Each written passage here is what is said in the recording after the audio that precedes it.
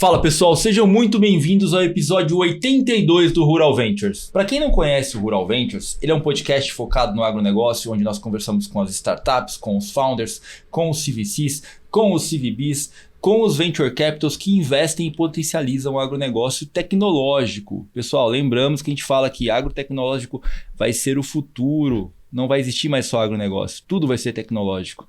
Não é, meu amigo Kiran Gatland? Isso mesmo, acho que a gente falou umas semanas atrás de tinha aquela agricultura de precisão, agora está virando agricultura de decisão, né, baseado em dados, né, porque é tudo digital. Tudo é dado hoje, tudo é informação, a gente tem que ter essa padronização, tem que ter essa informação. Então, o produtor rural, as empresas, a gente vê esse movimento de todo mundo buscando se integrar, a cadeia integrada é super importante para a gente trabalhar e potencializar o agronegócio. Hoje, nós vamos falar com uma dessas empresas que está conectando, potencializando, trazendo as startups para dentro do ecossistema dela, para exatamente potencializar o trabalho dela, o core business dela dentro do ecossistema do agronegócio. Então hoje nós recebemos aqui Beatriz Claudino, boa tarde. Boa tarde. Head de Inovação Aberta da Suzano, para explorar todo esse potencial das startups, né? Mas antes disso, Beatriz, a gente quer entender como que você chegou a essa posição, qual que foi a sua trajetória, né? Entender realmente como foi a construção da sua carreira até chegar na inovação aberta dentro da Suzano. Quem sabe que não é tradicional, não é? Esse mercado não é tradicional, não é sempre o mesmo caminho que as pessoas seguem para chegar lá. E acho que é super importante a gente contextualizar isso. Legal. Primeiro, obrigada pelo convite. Muito feliz de estar aqui falando um pouco mais sobre a inovação na Suzano. Acho que vai ser um bate-papo incrível. Bom, me apresentando então, eu sou a Bia. Eu trabalho com inovação já fazem 10 anos, mas inovação aberta especificamente fazem 3 anos e meio.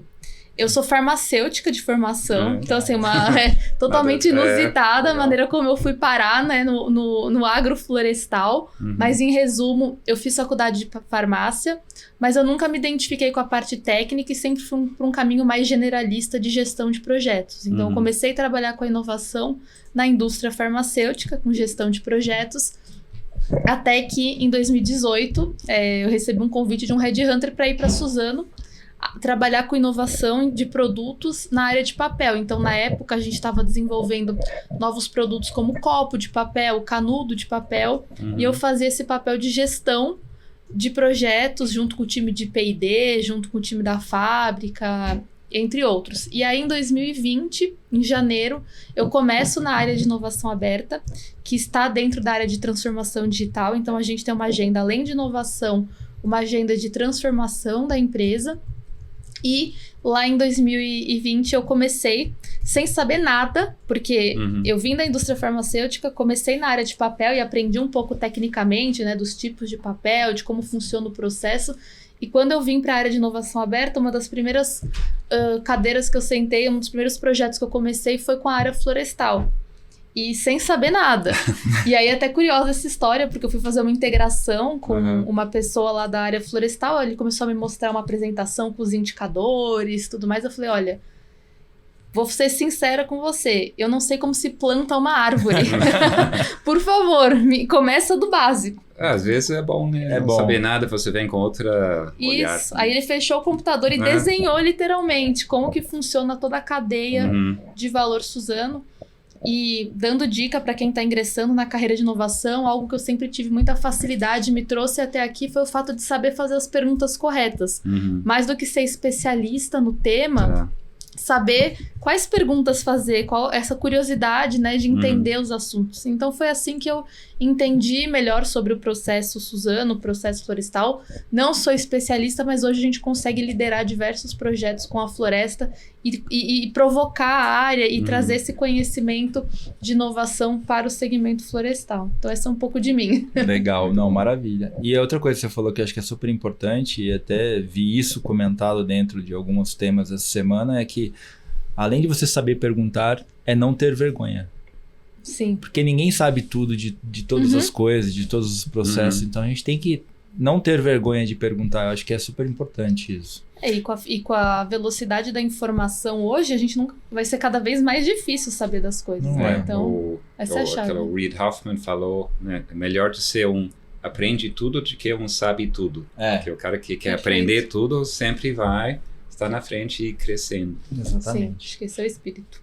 Muito legal. E para a gente entrar um pouquinho dentro do processo, a gente estava falando aqui nos bastidores que a Suzano ela tem uma atuação ampla dentro da parte de inovação aberta, tanto que a gente sabe com o Álvaro no CVC, você comentou do CVB agora também, que é super importante, mas entrando dentro, e o Álvaro, você que está escutando a gente aqui, Álvaro, você é o próximo, hein, cara? Intimado, você é o próximo. Mais um latino para falar dentro do nosso podcast. E vamos entender um pouquinho de como que funciona esse processo de inovação aberta, que eu nos bastidores ali do Cubo ali escutei bastante pontos positivos de como funciona esse processo lá dentro da Suzano, essa validação, todo esse processo, porque a gente sabe que a gente sempre conversa com corporações e fala, cara, não dá para tratar a startup como se fosse uma empresa normal, né? Então, acho que é super importante do que eu escutei lá, acho que vocês trouxeram isso para dentro de uma forma muito mais simples, né? Queria entender um pouquinho como que funciona esse processo de impulsionamento das startups lá dentro. Boa, não, maravilha. A gente chama de fast track, né? Que é um processo de se relacionar com a startup de um jeito diferente, de um jeito mais rápido. E esse foi o ponto de partida de criação da área. Então, no mesmo tempo que a gente criou a área e começou a pensar quais eram os parceiros que a gente ia trabalhar, qual era a estratégia de inovação, a gente criou essa governança. E a gente chama o processo de joia.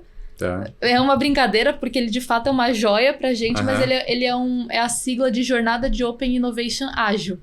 Então, é um fluxo que vai, explicando ele rapidamente, tem 5 etapas. A primeira é como que eu defino muito bem o desafio que eu quero trabalhar.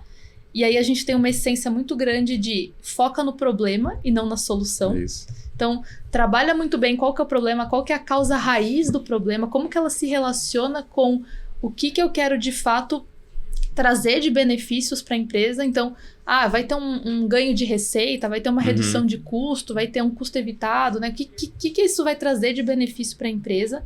E a gente define muito bem o desafio. Quem que define esse processo? Eu acho interessante definir o problema, né? Mas como é que você consegue achar o problema e avaliar o problema, né? Tem um comitê? Então, a gente tem diversas maneiras desse problema entrar no nosso funil. Nós fazemos workshops com as áreas. Então, essa é uma maneira da gente levantar os desafios. E esse workshop é feito em conjunto com outras áreas da transformação digital. Porque o caminho de delivery não necessariamente é uma startup. A gente também tem time de desenvolvimento interno que pode apoiar. Mas nesse workshop isso é feito. E o legal desse workshop é que ele traz 2 visões. A visão do bombeiro e do visionário. Porque naturalmente as pessoas elas querem resolver o que tá pegando fogo, né? Ali. A dor, aquilo que tá... Só que normalmente essa dor ela é de uma pessoa, de 2. Ela não é de fato aquilo que vai mexer o ponteiro da empresa. Então quando a gente faz a dor do bombeiro e do visionário, a gente consegue separar um pouquinho a atuação de cada uma das áreas. Além do workshop, a gente tem um programa de embaixadores de inovação. E esse workshop é em quanto tempo? Olha, normalmente anual. Depende da área, depende da maturidade, enfim. Aí você escolhe os problemas que você acha mais importante e depois você avalia realmente se...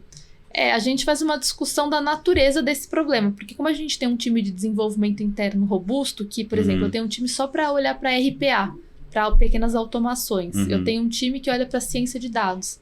Então, a gente faz muito bem essa avaliação de tipo, o que uma startup pode contribuir que o desenvolvimento interno não conseguiria. Então, a gente faz essa avaliação e tem uma priorização baseada em impacto. O impacto, quão mexe o ponteiro esse projeto. Se tá na dor de 1 ou 2 pessoas versus um projeto que transforma a empresa, a gente vai para o caráter transformacional. Então, a gente tem critérios de priorização. E aí, outra entrada do funil é o programa de embaixadores, que a gente escolhe pessoas do negócio para serem embaixadores mesmo. A gente chama de champions, né, nas áreas, para que elas disseminem a inovação e de lá também surgem possibilidades. A gente também tem uma academia de inovação para ensinar as pessoas a inovar e usar a joia, que é o fluxo que eu mencionei. E também tem o orgânico, porque como a gente tem ganhado relevância dentro da empresa, as pessoas já vêm naturalmente com ideias de projeto, com problemas. Isso é muito bom, assim, eu converso com outras empresas que falam, mas as áreas não querem vir buscar, não querem me mostrar quais são os problemas, não querem A Suzano não tem isso, porque a gente tem criado uma cultura de inovação. Isso também acho que é um outro tópico legal de falar. Sim. Como a gente tem construído uma cultura de inovação, uma cultura de experimentação, as pessoas proativamente já vêm nos procurando, querendo ajuda para resolver seus problemas. Vocês têm uma área de P&D? Temos também uma diretoria focada na parte de pesquisa e desenvolvimento. A gente também tem bastante contato com eles. Tá. A gente tem bastante sinergia, porque naturalmente eles também estão olhando para soluções na floresta, e aí tem sinergias entre nós. A gente acha que tem uma correlação entre empresas que têm seu próprio P&D e que estão mais abertos para a inovação. Legal. E aqueles que não têm P&D não sabem o valor de investir em inovação. Perfeito. E eu acho que um ponto importante que ela levantou aqui, que eu acho que assim, toda essa cultura de inovação, ela passa por dentro de ajustar os processos internos, que normalmente a gente vê quando fala, rede de inovação aberta. A gente está falando assim, os caras sempre estão olhando para adjacências, estão olhando para fora, para o que é disruptivo, né? E é super importante olhar para dentro e falar assim, quais são os processos internos que a gente está fazendo que poderiam ser otimizados e que vai realmente mexer o ponteiro de resultado dentro da companhia, né? Não é só essa disrupção que vai fazer com que mude a cara da companhia. Acho que quando eu ouvi falar sobre o joia, né? Eu falei, gente, é super importante porque resolve um problema que às vezes o cara tá lá aperta o enter e não colocou um processo otimizado, né? E muda a vida do profissional que está lá na ponta. Gera outras oportunidades em cima daquela. Se você deixa o processo mais eficiente, digital, esse gera outras oportunidades que não existia antes, quando era um processo mais manual. E isso que a gente tem tentado fazer, a gente mostra o valor do final, do roadmap final. Então, por exemplo, essa automatização aqui não vai gerar um valor significativo para a empresa, mas ela vai impulsionar, ela vai ser enabler para que eu chegue no estado que eu quero de... Que nem a gente fala do Technology Enabled Innovation, né? Quando você tem o GPS agora é um enabler para várias coisas, Waze, Uber, seguro, iFood, tudo, né? Tudo. Exato. Então... Sim, a gente começa também a trazer essa visão para que estimular que as áreas de negócio pensem além das suas dores pontuais, tá? Sim. Como é que esse projeto aqui pode te alavancar? Big picture, né? Isso, o big picture, exato. E aí a gente faz essa definição justamente para isso, porque também, apesar da gente estar trabalhando na descentralização da inovação, ainda existe muita dependência da minha área apoiar nos processos. E o meu time é limitado em termos de recursos. A Suzano tem, se você for contar colaboradores diretos e indiretos, quase 40 mil colaboradores. Então, exatamente impossível que a gente faça... Então, assim, se a gente não tem um critério para priorizar aquilo que de fato é relevante para a empresa, a gente não conseguiria atender todo mundo. É isso que eu ia te perguntar. Com 40 mil funcionários, como que vocês lidam, né, com a cultura de inovação? Porque às vezes a gente tem diversos perfis de pessoas que lidam diferentemente com a tecnologia. Sim. Aquele cara que não quer, aquele cara que acha que vai perder o emprego. A gente sabe que tem tipos de pessoas que são impulsionadoras, mas tem tipos de pessoas que são retraídas, né? Sim. Como que vocês conseguem fazer uma mescla dessa inserção da cultura dentro da empresa? Que eu acho que é super importante e acho que é um desafio de N empresas que estão escutando a gente aqui. Não, sem dúvidas. Esse é o tema mais pedido quando eu vou fazer alguma palestra de inovação. Mas assim, dando algumas dicas. Primeiro, o programa de embaixadores ou de champions para você estar nas pontas, né? Então, por exemplo, a gente tem mais de 10 fábricas espalhadas pelo Brasil. Impossível ter uma pessoa do time em cada fábrica. Então, os embaixadores, eles funcionam como a pessoa lá, replicando, a gente brinca, levando a palavra da inovação por todas as fábricas. Então, o programa de embaixadores é fundamental. Outro ponto que a gente tem na área industrial e a gente apoia, mas não é a minha área que lidera, é programa de intraempreendedorismo. É geração de ideias Legal. nas pontas. Tá. Por quê? A partir do momento que você tem essa questão do intraempreendedorismo, a pessoa tem mais um senso de pertencimento. Ela fala, poxa, a minha ideia, eu posso dar uma ideia que pode ser ouvida, eu implemento, eu ganho, né, um reconhecimento por isso. Então, esse é um programa que a gente até está pensando em retomar ano que vem de outra maneira, Legal. porque eu vejo muitas empresas que têm feito e dado bons frutos. Não vai vir ideias que vão, tipo, mudar... Mas são aquelas ideias que fazem a pessoa se sentir mais inovadora. E na hora que vier uma ideia que ela vai precisar ajudar, ela vai estar mais aberta. Gera engajamento, né? Acho que Exato. é isso que é importante, né? Gerar o Isso. engajamento de todos para que todos possam propagar a palavra, que nem você A falou. palavra da inovação. É. Exato. Então, o primeiro ponto é esse do embaixadores, intraempreendedorismo. Um outro ponto que eu acho fundamental, e a gente faz isso até hoje, é trabalhar com quem quer. Eu acho que assim, tem que ter um balanço, óbvio. Você tem que buscar os temas estratégicos para a empresa, isso é fundamental. Mas não adianta você forçar aquelas pessoas que não estão abertas para inovar naquele momento. Tá. Porque é uma resistência muito grande que se você vai para aquelas pessoas que estão mais abertas a inovar, o retorno é tão maior versus o esforço que você usa que faz toda a diferença. Então, para mim, um dos grandes sucessos, uma das grandes formas de que a inovação na Suzano deu certo rapidamente é porque a gente encontrou os early adopters. A gente encontrou quem estava afim de inovar, quem estava aberto a inovar, e foi isso que fez essa virada de chave. E a gente faz isso até hoje. Então, quando a gente prioriza o projeto, um dos critérios é o engajamento da área. Legal. É o quanto ela está comprometida com os prazos que a gente estabelece, o quanto que isso é prioritário para ela, quanto está ligado à meta. Então, a gente traz uma camada estratégica. Tá na meta, tá na sua meta, tá na meta do seu diretor? Ah, tá, beleza. Então, é algo relevante que ela vai priorizar. Não é algo tão relevante assim, é mais para resolver uma coisa pontual. Talvez sinal de alerta. E se passa 2 meses e a gente não vê que a área está evoluindo, a gente vai lá no líder do projeto, no sponsor e fala, é isso mesmo? Porque não adianta. A gente tem que... E aí, quando a gente começa pequeno com as pessoas que querem e começa a propagar os resultados que a gente está tendo, a cultura, ela é criada. Porque cultura sem resultado vira um PowerPoint. É isso que eu ia te perguntar. Como que você mostra o resultado de uma área que está muito mais engajada e em detrimento a uma que não está engajada, né? Como que você expõe isso? Porque... é isso que faz com que todos olhem e falem, pô, faz sentido eu entrar nesse barco, né? Então, a gente mostra com o resultado dos projetos mesmo. Então, o que a gente obteve, e os resultados são sempre financeiros ou de... Por exemplo, se eu tive uma automatização na empresa, quantas horas de trabalho manual eu reduzi, quais foram os benefícios. A gente sempre quantifica. Eu brinco que até felicidade você consegue quantificar se você aplica um formulário de satisfação, se você entrevista as pessoas. Então... a gente sempre tenta metrificar todos os nossos resultados. A gente dá visibilidade para as áreas, a gente empodera, dá a visibilidade que elas gostam. Então, por exemplo, ao invés de eu ou meu time ir apresentar o projeto, vai a área apresentar o projeto. Então, a área de negócio ela tem que estar muito próxima, comprada, engajada, e a gente dá essa visibilidade. A gente também tem uma newsletter, que a gente faz mensal e a gente divulga nos canais de comunicação da empresa, e lá tem os destaques, projetos destaques do mês, enfim. Então são pequenas coisas. Eu tenho até um estagiário, o Luiz, que ele é focado em alguns pilares de cultura, comunicação, eventos, e ele traz toda essa... porque faz diferença, as pessoas querem.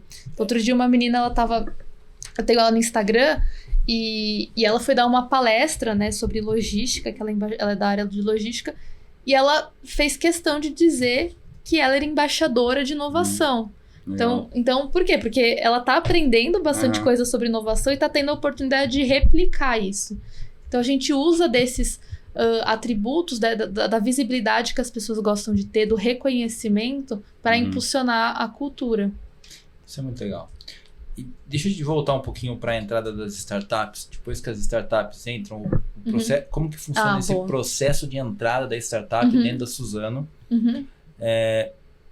que a gente entende que não é um processo simples, né? Acho que tem que...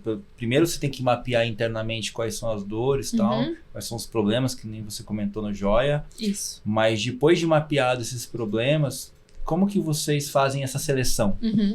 Tá, então voltando para a Joia, são 5 etapas. A gente falou da primeira, que é definir bem o problema e o desafio. A segunda etapa é o que a gente chama de captura, que é a busca das startups. E aí, como é que a gente busca? A gente tem alguns parceiros, o Cubo é um deles, em que a gente lança o desafio na plataforma, faz a busca proativa, ou tem parceiros que a gente usa que buscam pra gente essas soluções. Então, a gente tem alguns serviços de screening de startup. E aí, com o desafio, e a gente pega esse mesmo documento que a gente definiu o desafio e vendeu o projeto internamente e compartilha com as startups. Legal. E a gente até teve um feedback agora, o Matheus do meu time me falou hoje, de uma startup que foi lá visitar a operação, né? Porque ela é uma das finalistas do processo, e ela falou, olha, não precisava nem ter vindo aqui, porque só o documento que vocês me apresentaram já é suficiente. E por que a gente faz isso? Porque no começo da área a gente teve alguns problemas de falta de assertividade na hora de ouvir as startups. Então você chama um gerente, você chama um diretor para participar desse momento de ouvir as startups, e estavam aparecendo startups que eram muito bacanas, mas não tinham nada a ver com o desafio. E aí fica ruim, né? Poxa, a gente não fez Fez o trabalho de casa. Então agora a gente faz o reverse pitch. Antes do pitch das startups, a gente faz o nosso pitch para as startups entenderem o desafio. E aí resolveu. Tem startup que na hora fala, não consigo atender. Não é para mim esse desafio, não é o que vocês esperam, e já desiste. Mas melhor, porque daí a gente faz do pitch day um momento oficial de ouvir as startups e... Que tem fit mesmo que com o tem problema. Fit. Né? E aí chama a gerência, a liderança para fazer parte. Então isso é bem legal. E se não tiver uma solução no mercado, vocês procuram lá dentro fazer um venture building, ou como que... esse já aconteceu? Venture Building, o CVB, ele é muito novo. Entrou recentemente uma pessoa lá para montar, estruturar. Então a gente ainda não começou a trabalhar juntos, mas acredito que sim. Esse vai ser... Tanto que até a gente estava conversando, eu e o novo gerente, que essa vai ser uma das entradas do funil dele. Então, se entender que não tem solução... Não existe solução no mercado. Com certeza isso vai ser uma possibilidade. O que a gente faz? A gente tem uma área de desenvolvimento, de dev. Tá. Então, pode ser que vá para um caminho de desenvolvimento. Tá. E, bom, depois que a gente entrou... Isso. Bom, a gente... Vamos por etapas. Tá bom, ouvimos as startups, etapas, né? A gente identificou o problema, a gente ouviu a startup. Isso, Bom, a startup foi selecionada. Isso. Nesse processo de entrada, de validação do produto, de engajamento na utilização, como que vocês fazem esse refinamento? Sim, aí vai para a contratação da startup, que é aí que está o fast track. Legal. Porque assim, a grande maioria das empresas tem um problema gigantesco, burocrático mesmo, de contratação. Tá. Que envolve você ter um contrato, a gente tem um contrato extremamente amigável para startup. Então, é um contrato que firma a parceria de POC, né? Então, tem contrato, mas ele visa a POC, a prova de conceito. Depois, se eu for escalar, eu vou fazer um contrato mais robusto com essa startup, mas para experimentação ele é muito amigável. A gente tem um acordo de confidencialidade, né? Um NDA, também assinado, e a gente tem um fluxo de compras que não envolve suprimentos. E foi o próprio time de suprimentos que nos ajudou a desenhar esse fluxo descentralizado. Então, a gente tem autonomia para contratar uma startup sem passar pelo lead time de suprimentos. E isso nos salvou muito tempo. Então, hoje a gente consegue contratar uma startup em 20 dias. Assim, do pitch day, escolher a startup até ela começar a POC, em 20 dias a gente contrata. Legal. Startups, mirem na Suzana, então é mais fácil. E assim, tem empresas que eu vejo que em 20 dias não conseguem nem definir a startup, em 20 dias ainda demoram 6, 7 meses só para contratar. Claro que, né, vou abrir um parênteses, tem algumas exceções, né? Tem alguns projetos extremamente complexos que a startup, para poder mandar uma proposta, ela precisa ir lá visitar a Suzana, ela precisa de estudar melhor o problema, então tem algumas exceções, mas no geral, para projetos de pequena e média complexidade, a gente consegue fazer isso. E aí, o que a gente faz em conjunto com a startup, que a gente também recebe muito feedback delas, é que a gente desenha a experimentação em conjunto com elas. Quais são os KPIs que a gente Legal. vai de fato querer provar de conceito na POC? Porque a gente não quer só validar a tecnologia. Tá. A gente quer validar se a tecnologia resolve o nosso problema. Né? Se aquele problema que eu defini lá no começo. Porque não adianta nada apertar o botão ligar e não resolver meu problema. Então E aí a gente desenha isso com a startup. Então fica muito transparente para ela o que a gente espera dela. Né? Então a gente desenha isso de maneira colaborativa, assinamos o contrato e aí começamos a experimentação, que em vias de regra dura de 3 a 4 meses. Tá. Então são 3 ou 4 meses de teste, experimentação, validando esse conceito. E são POCs pagas? Todas pagas. A única exceção que a gente abre é quando a startup já tem a solução completamente plug and play pronta e a gente só quer fazer um teste, uma demo de 15, 20 dias. Aí a gente aceita fazer de forma gratuita, né? Como uma exploração do negócio. Mas assim, é a única exceção, porque a gente acredita que se a startup vai aportar conhecimento, tempo para desenvolver uma solução para a Suzano, não pode ser gratuita. Mas é uma questão que a gente tem cada vez mais implementada e trazido essa cultura de olhar com o olhar da startup, né? A Suzano é muito grande e muitas vezes ela pode usar disso para vamos fazer POCs gratuitas, é isso. Mas assim, a gente cada vez mais quer trazer essa relação saudável e ganha-ganha com todo o ecossistema. Tem que ter engajamento dos dois lados, né? Acho que é super importante. E esse ponto que você traz é muito importante. Se a área não paga, ela também não se engaja tanto. E a startup também. Dos dois lados. Aconteceu um caso curioso, assim, de uma startup que... Eu não lembro o que aconteceu, mas acho que alguém da família do founder faleceu, assim, super compreensível. Mas... E na época, acho que a POC estava sendo gratuita. Mas ele nem avisou, então ele ficou 30 dias sem contato. E assim, eu entendo toda a questão, mas eu podia ter pelo menos mandado uma mensagem, né? Ó, o projeto tá parado. Mas assim, por ser uma coisa gratuita, meio que combinado não deu valor, né? informalmente, ninguém deu valor. Nem o nosso lado, nem o da startup. Sim. Então, acho que você assinar um contrato e pagar por aquilo é um compromisso de que é uma parceria. Não, acho que o engajamento é super importante dos dois lados. Acho que o pagar e ter os KPIs, delinear... Skin in the game, né? A gente fala parceria sem algum skin in the game, só para... Traz resultado, né? Sim. Bom, legal. Então a startup entrou, e como que funciona o processo de utilização desse produto? Vocês têm os KPIs desenhado a 4 mãos entre a área, entre a startup. Bom, legal. Finalizou esse projeto, vocês voltam com a startup e falam assim, pô, não deu certo, não foi legal, ou legal, deu certo pra caramba, vamos implementar geral, ou como que vocês constroem esse impulsionamento da startup dentro da Suzano? Bom, aí a gente faz a avaliação, né, de se a gente vai seguir com a que a gente chama de escala do projeto ou não. Legal. E aí que começa a venda do projeto internamente para conseguir dinheiro. Entendi. Porque muitas vezes eu tenho dinheiro para experimentação, mas eu não vou ter o dinheiro para escalar, então eu preciso vender. Então aí eu refino meu business case. Se lá no começo do projeto eu fiz uma definição e eu visualizei mais ou menos qual seria o impacto desse projeto para a Suzano, agora eu tenho dados para conseguir refinar. Então, para provar. Então, assim, se lá no começo eu falei que eu achava que eu podia reduzir 10% de algum custo, agora eu vou ter os dados para dizer se foi 10, se foi 5, se foi 1, se não foi nada. E aí eu pego esse dado que eu consegui na prova de conceito para fazer um cálculo de retorno, porque agora eu vou ter de fato o investimento do projeto.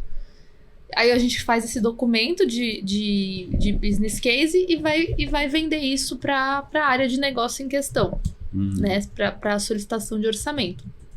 Uma vez esse orçamento aprovado, a gente dá o go para a startup e aí começa a implementação.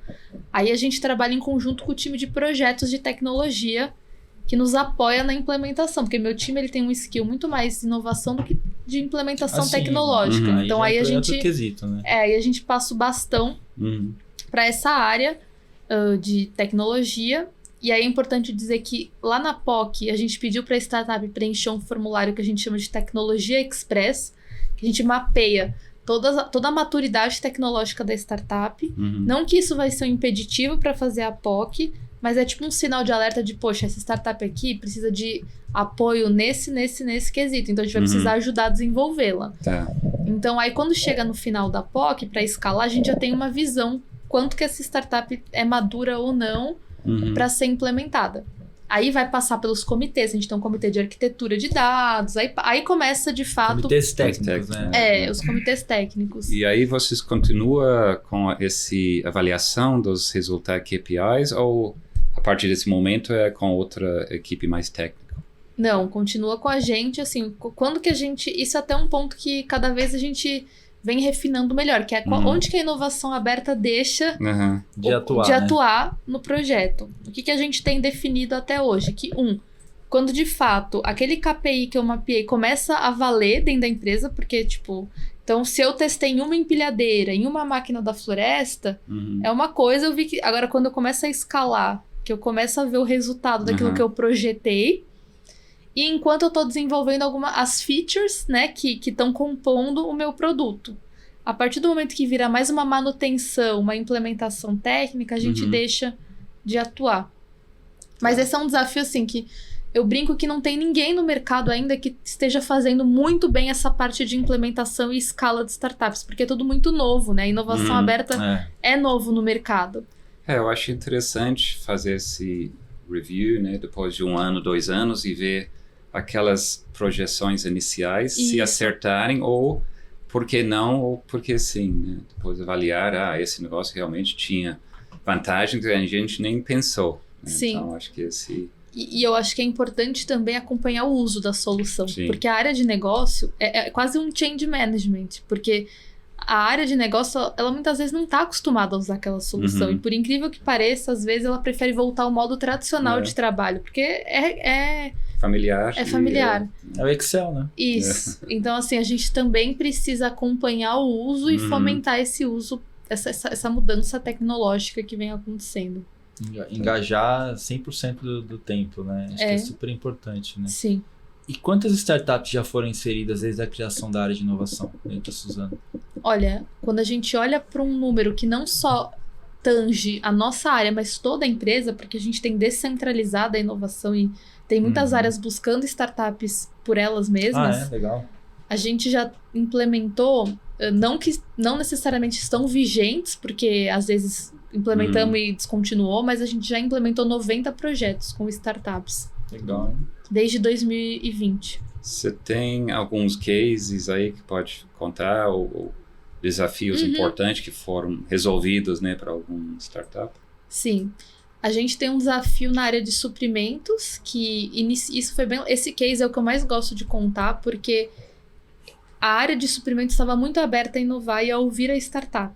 E aí o que aconteceu? A gente tinha planejado que a área fizesse uma automação de colocar pedido de compra automático na SAP, e a startup olhou e falou assim, olha, além de automatizar, eu uso inteligência artificial e a gente pode negociar itens de baixo valor com inteligência artificial. Chama MRO, né? Então, itens desde caneta, mouse, pequenas peças, coisas de baixo valor. Sim.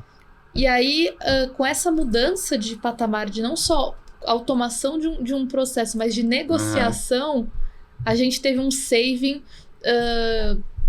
na casa dos milhões. Então, assim, eu tinha um projeto que era uma automação simples, que quase não tinha ganho, e foi para um case da casa dos milhões, porque eu consegui automatizar e negociar no processo. Só que isso só foi possível porque a startup emergiu no processo primeiro, já né? entrou e depois via as vantagens que podia ter a mais. Né? Exato. E aí a área comprou. A área falou, não, vamos lá, vamos fazer.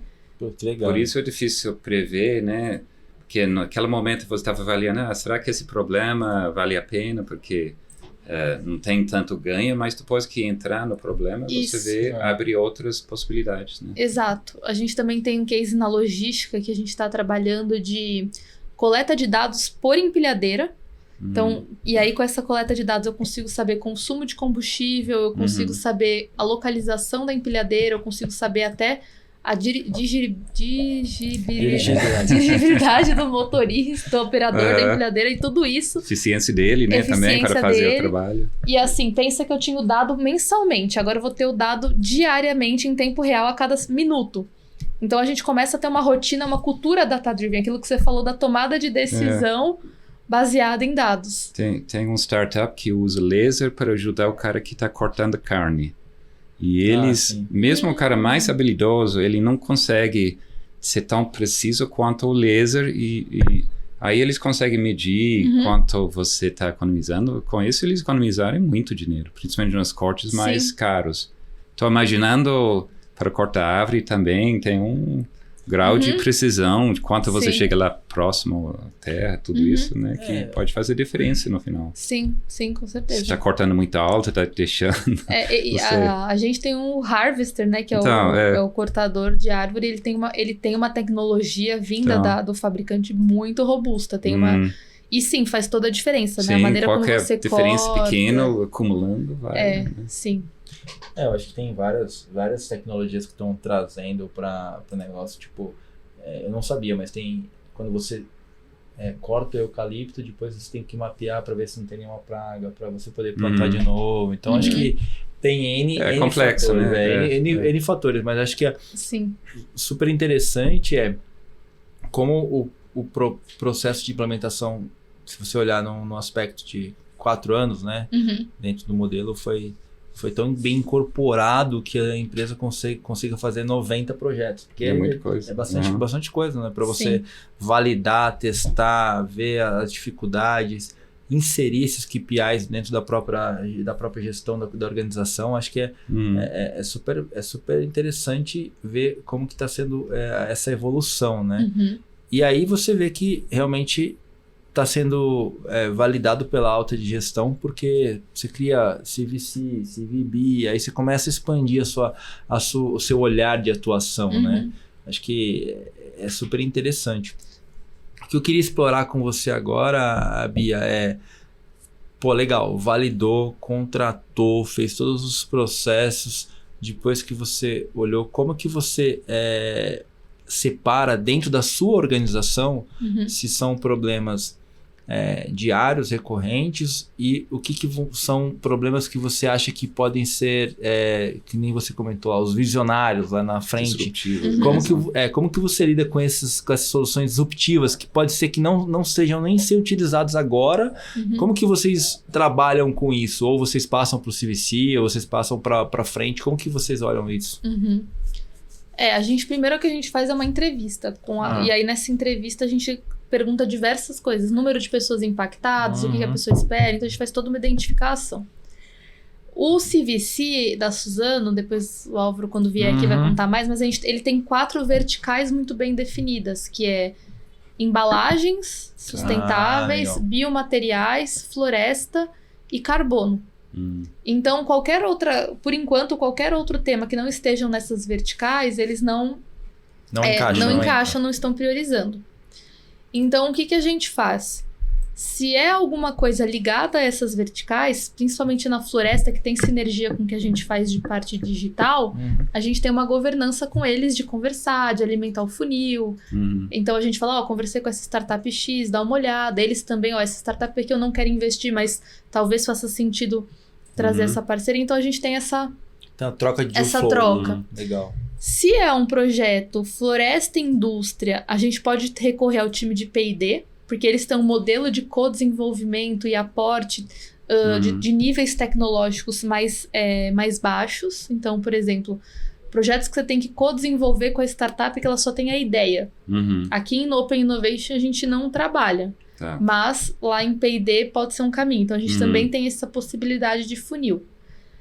E aí, agora, se é um projeto para as áreas de logística, comercial, back-office, que é a nossa grande atuação como área cross dentro de Open Innovation, a gente vem priorizando soluções mais maduras ou soluções que a gente possa colocar essa startup num programa de mentoria ou possa indicar o Cubo para que ela se desenvolva e a gente aporta. A gente fez um programa de mentoria bem legal. Não tinha nenhum viés de aceleração comercial, nada, era apenas para mentorar, para conectar os líderes Suzano à cultura de uma startup e vice-versa. Foi bem legal, então a gente usa alguns recursos, né, para isso. Na entrevista que a gente faz, a gente identifica tudo isso e identifica o potencial transformacional que essa solução tem. né? Então, a gente estava com alguns projetos na área de geração de energia, que a Suzano é uma grande geradora de energia, e como que a gente traz mais eficiência para essa geração de energia. São projetos transformacionais para a indústria. Então, a gente consegue identificar tudo isso nessa entrevista, né, ao longo do processo da joia, e se for de fato algo que transforma a empresa, a gente prioriza do meu time estar lá perto ajudando, porque com certeza vai ser mais complexo. E hoje vocês têm uma presença global, vocês têm esse mesmo programa lá fora, já acharem startups lá fora que podem resolver coisas talvez aqui? Quando a gente começou a área lá em 2019/20, a gente abriu muitas portas globais com, na época, a Plug and Play, um dos nossos parceiros, enfim. Sim. Acontece que veio a pandemia. E aí a gente ficou operando por mais de 2 anos, né, no modo 100% remoto, com o dólar muito alto e com as incertezas se a gente poderia implementar soluções vindas de fora. Então, o que a gente fez? Focamos muito no Brasil. E eu acho que, assim, boa parte dos nossos problemas a gente conseguiu resolver com startups brasileiras. Então deixa os gringos de lá. Mas o que a gente começou a fazer de um tempo para cá que tem dado muito certo? Algumas áreas específicas, principalmente indústria, vê muito valor, já explorou muito bem o ecossistema brasileiro, e a gente começa a trazer startups, principalmente finlandesas, suecas, que têm uma especialidade no segmento de celulose, papel, para a gente poder trabalhar junto. Então, a gente tem algumas startups, sim, globais, principalmente na indústria, porque a gente já explorou bastante o ecossistema brasileiro. Não que se esgotou, mas as pessoas têm visto mais valor. E eu vi que vocês ganharam um prêmio aí da 100 Open Startups, né? Como a terceira empresa que mais investe na relação com as startups. Acho que está sendo reconhecido pelo todo o trabalho que vocês estão fazendo, né? Acho que é super importante continuar potencializando isso, né? Sim. Só vou dar um recado aqui pro pessoal que está nos escutando. Se você está em captação de recurso, startup, precisa de dinheiro, de dólares, né, Kina? Dólares. Ou euros também. Dólares ou euros. Brincadeiras à parte, pessoal.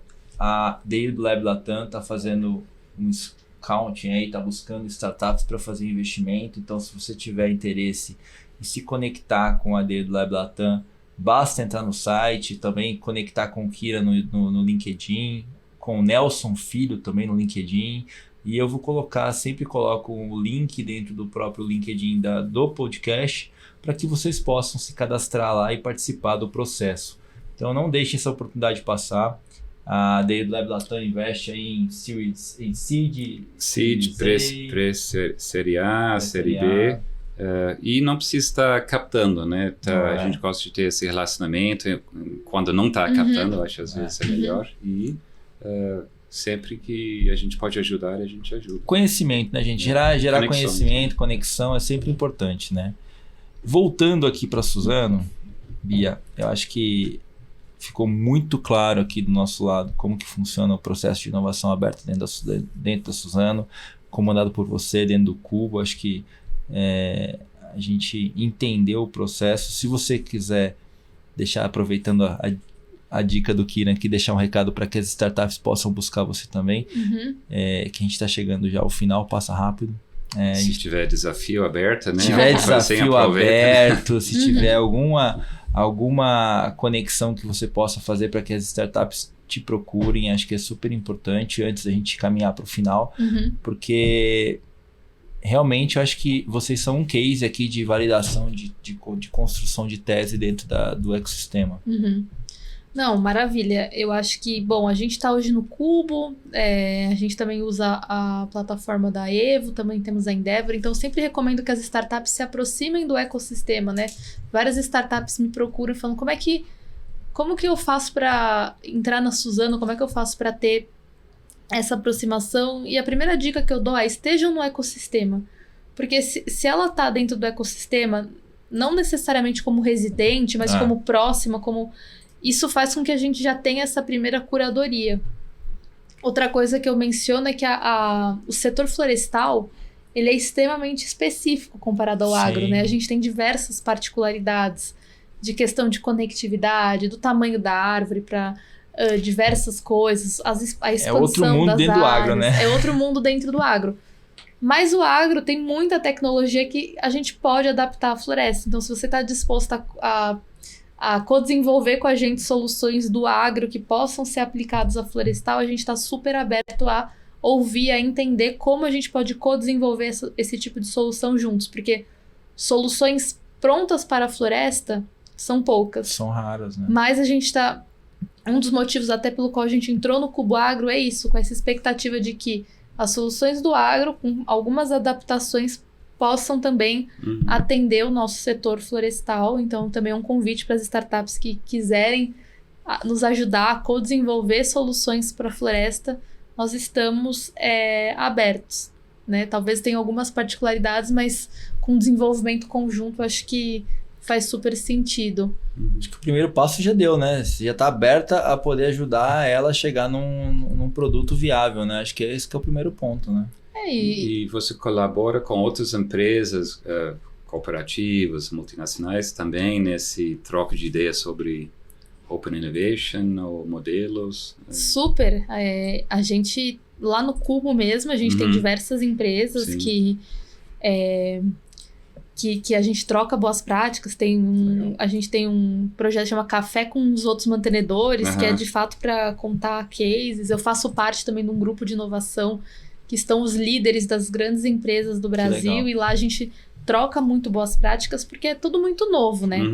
Então, assim, é um ajudando o outro literalmente, é na colaboração. Porque se a gente prega a colaboração, né, que a inovação aberta é uma das grandes chaves, é a colaboração, nada mais justo do que a gente também colaborar com outras empresas. Então, a gente tem olhado muito para isso, boas práticas, benchmarking do tipo, como que você tem feito isso, como que você tem aprovado um projeto X, enfim. Então, é sem entrar, de fato, na empresa, assim, as pessoas não sabem do que a gente tem feito, é muito mais em questão de boas práticas. Sim, legal, mesmo. benchmarking. Dar um guidance, né? Falar, vai por aqui, se funciona, já fiz isso, deu errado, vamos fazer, pula etapas, né? Pula etapas e funciona. E ajuda todo mundo, né? E acho que por fim, assim, com relação às startups, eu acho que uma coisa que eu queria dizer de recado final é que o nosso processo, que é a Joia, ele foi muito construído para olhar para os dois lados. Para o lado da Suzano, em termos de simplificar o processo, mas também com o olhar da startup. O olhar de agilidade, o olhar de entender que POC gratuita não é bom para essa startup, com o olhar de feedback. Então, outro dia eu falei isso para uma pessoa na Suzano. Às vezes, para startup, um não é melhor do que eu não sei. Porque ela vai ficar na expectativa, né, de um possível projeto que a gente já sabe que não vai fazer sentido para nós. Então, esse cuidado com a startup, esse cuidado de entender que mais do que uma empresa, um fornecedor, é uma parceria, ganha-ganha, tem que ganhar ambos os lados, e ambos os lados têm que estar satisfeitos com a parceria. Eu acho que isso é algo que a gente vem buscando e que a área de inovação, sob minha responsabilidade, está o tempo todo olhando. A gente tem que ser muito mediador.